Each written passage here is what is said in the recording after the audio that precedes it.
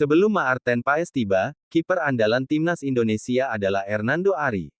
Namun, serbuan pemain naturalisasi membuat bakat-bakat lokal menghadapi persaingan yang semakin sulit. Sampai kapan situasi ini akan berlangsung? Hernando Ari masih beruntung, karena penjaga gawang milik Persebaya Surabaya itu masih masuk skuad timnas Indonesia, meski hanya sebagai pemain cadangan. Namun, tidak semua pemain lokal seberuntung dirinya. Beberapa nama seperti Rahmat Irianto, Alveandra Dewangga, Muhammad Rafli, Edo Febriansah, dan Sadil Ramdhani mulai tersingkir akibat program naturalisasi yang digalakkan PSSI dalam 3 tahun terakhir. Efek domino dari kebijakan ini masih akan terus berlanjut, mengingat PSSI belum berhenti memburu pemain-pemain keturunan dari berbagai belahan dunia, khususnya Belanda. Ole Romeni dan Hairori Edewal adalah dua calon pemain naturalisasi terbaru yang diharapkan sudah mengantongi KTP Indonesia sebelum laga grup C putaran ketiga kualifikasi Piala Dunia 2026 zona Asia melawan Australia pada tanggal 20 Maret tahun 2025. Bahkan, Menteri Hukum dan HAM, Supratman Andi Aktas, telah mengumumkan bahwa Ole Romeni akan resmi menjadi warga negara Indonesia pada tanggal 8 Februari tahun 2025. Sejauh ini, membanjirnya pemain naturalisasi memang tidak mengecewakan.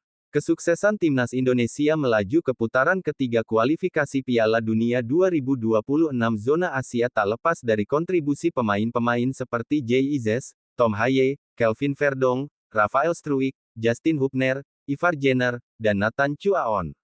Begitu pula dengan pencapaian timnas Indonesia U23 yang sukses mencapai semifinal Piala Asia U23 2024 dan tampil di playoff Olimpiade Paris 2024. Kini, PSSI bertekad membawa timnas Indonesia tampil di Piala Dunia 2026. Caranya, dengan mendatangkan lebih banyak pemain naturalisasi ke dalam skuad utama di bawah kepemimpinan Patrick Kluivert. Selain menargetkan kemenangan kontra Australia, timnas Indonesia juga harus mampu memetik poin saat menghadapi Bahrain di Stadion Utama Gelora Bung Karno, Jakarta, pada tanggal 25 Maret tahun 2025, serta China pada tanggal 5 Juni tahun 2025. 3 kemenangan tersebut akan membuka peluang besar bagi timnas Indonesia untuk lolos ke putaran final Piala Dunia 2026. Namun, dengan semakin mendominasinya pemain naturalisasi, bagaimana nasib bakat-bakat lokal di era Patrick Kluivert? Di bawah asuhan Sintayong, pemain lokal masih mendapat kesempatan tampil, meski tak lagi menjadi pilihan utama. Kini, Pratama Arhan, Asnawi Mangkualam, Witan Sulaiman, Rizky Kambuaya, Hoki Caraka, bahkan Rizky Ridho dan Marcelino Ferdinand berpotensi terdepak dari skuad utama. Semua lini praktis mulai dikuasai oleh pemain-pemain naturalisasi.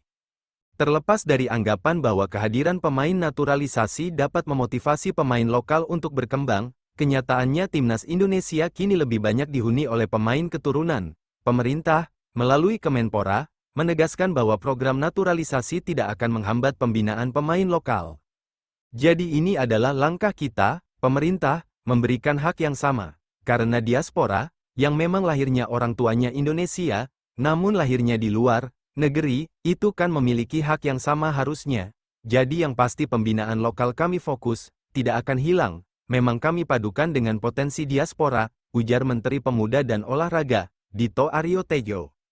Namun, siapa yang bisa menjamin komitmen tersebut tetap terjaga jika Dito Aryo Tejo tak lagi menjabat sebagai Menpora dan Erick Thohir lengser dari posisi Ketua Umum PSSI? Apakah generasi pemain lokal benar-benar masih menjadi prioritas?